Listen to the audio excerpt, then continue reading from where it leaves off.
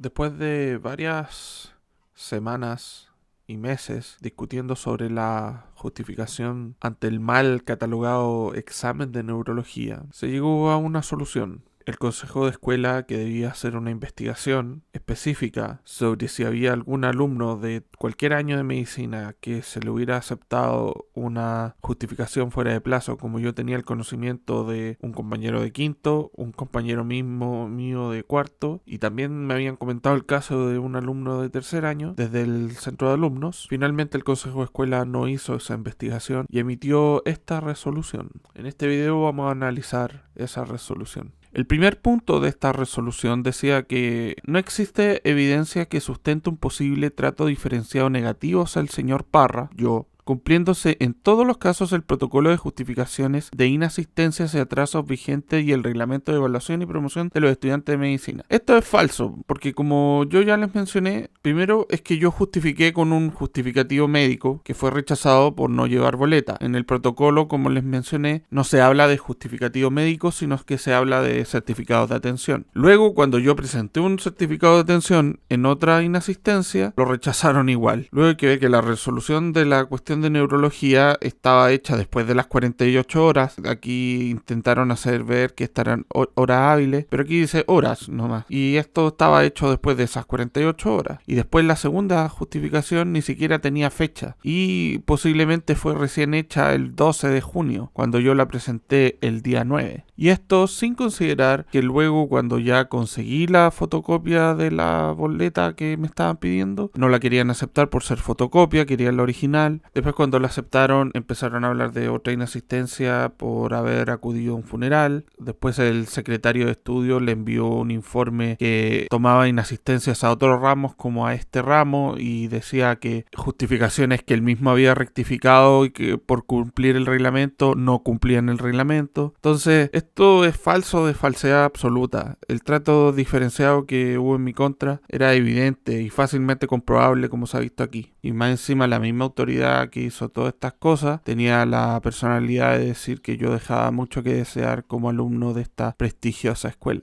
Después, en el segundo punto, dice que todas las inasistencias por parte de los estudiantes a la programación de las rotaciones clínicas de medicina interna y simulación del curso MED 1018 se encuentran debidamente justificadas, inclusive la situación particular del estudiante aludido por el señor Parra. Yo nuevamente. Esto es verdad. De hecho, esto ratifica que había un trato diferenciado contra mí, toda vez que estaba aceptada la justificación de un alumno que tenía una inasistencia no presentada el 27 de junio, que era de mayo, siendo que hay 5 días hábiles para presentarla. Pero además este punto dejaba claro de que el consejo de escuela no cumplió con la orden de la vicerrectora de investigar todos los años de medicina y se limitó a investigar a MED 1018, que era la mitad de cuarto año. La pregunta resulta evidente.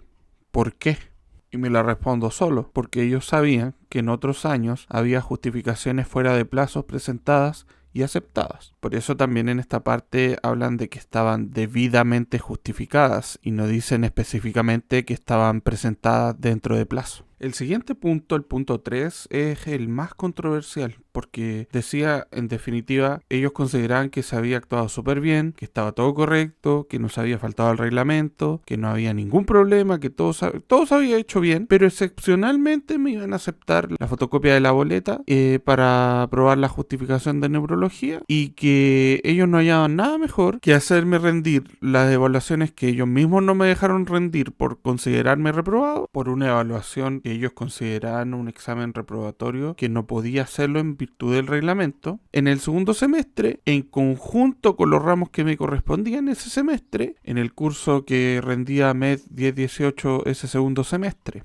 Ante esto hay que reiterar cuáles eran las transgresiones que llevábamos hasta esta fecha. Primero, considerar la evaluación de neurología un examen reprobatorio, incompatible con el reglamento. Luego, no tener publicada el protocolo de justificación de inasistencia en la web, como mandataba el reglamento. Luego, no haber concedido una revisión o corrección de la prueba teórica de neurología. Y por último, que no estuviera publicada la fecha de la sesión de análisis de situaciones especiales del consejo de escuela. Eso por lo pronto. Así que de excepcional nada. Aquí lo único excepcional era que estuvieran determinando algo que medianamente se apegaba al reglamento. Y si el punto anterior era controversial, el punto 4 ya era prácticamente humor a otro nivel. Decían que no existía animadversión, por lo tanto, el haberme dejado reprobado de un ramo por no justificar con un justificativo médico que indicaba mi reposo y venía firmado por un médico, como lo hice, sino que por una boleta, no era signo de animadversión. Luego,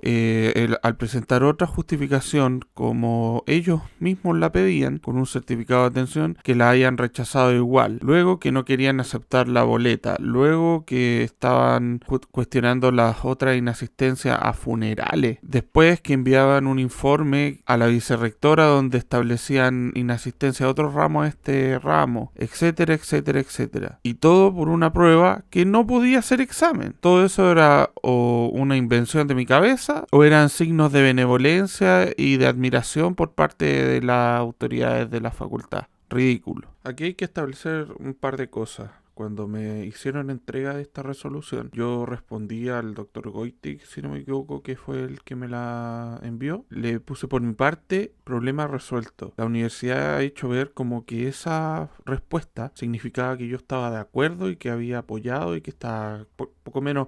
Problema resuelto, súper bien.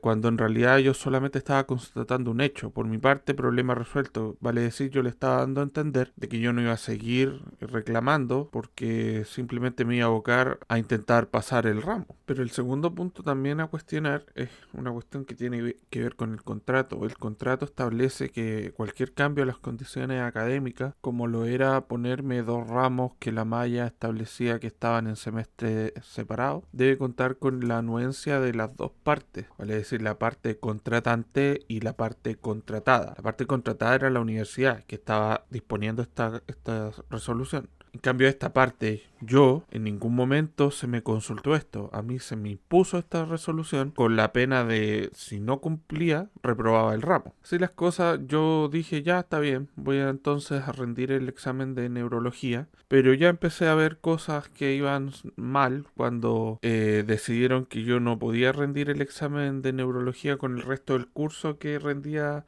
MED 10-18 el segundo semestre, sino que yo debía rendir un examen especial solo. Y ahí ya me empezó a parecer sospechoso. Fuera de eso, y por otras razones, yo me tuve que ausentar a ese examen, justifiqué y la justificación estaba aprobada. Y fui a hablar con el doctor Calas. El doctor Calas, al igual que el doctor Cantariño, eran egresados de la primera generación de médicos de la Universidad Diego Portales. Y por lo que se puede ver en esa foto de la época, publicada por la página de Facebook de la facultad, muy amigos. Resulta que cuando fui a hablar con el doctor Calas y teniendo la justificación aceptada por la universidad, él me empezó a hablar de situaciones personales que tenían que ver con los funerales que yo había asistido, con los familiares míos que habían fallecido, y me empieza a decir que si tengo una situación personal que me impide ser estudiante de medicina, que lo que debo hacer es congelar. Eso me dijo el doctor Calas. Mi pregunta es cómo él se enteró de situaciones personales mías que yo no se las comuniqué, que él no tenía cómo saber, si no es que el doctor Cantariño quizás se las comentó. A mí no me consta, pero tengo mis dudas. Y digo esto porque si el doctor Calas era amigo o es amigo del doctor Cantariño, quizás vio en mis reclamos que podían cuestionar decisiones del doctor Cantariño, que estaba sufriendo una situación muy lamentable con su padre, que a lo mejor yo estaba perjudicando a su amigo y él trató de buscar